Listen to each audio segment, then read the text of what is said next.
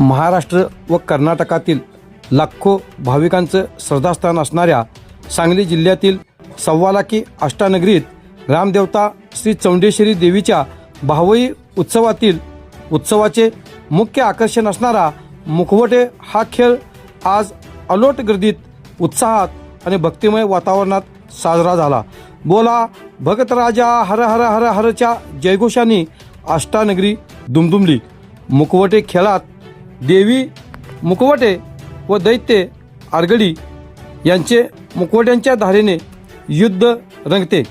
राक्षसवधाचा हा थरार खेळ पाहण्यासाठी महाराष्ट्र व कर्नाटकातील हजारो भाविकांनी आज अष्टानगरीमध्ये गर्दी केली होती।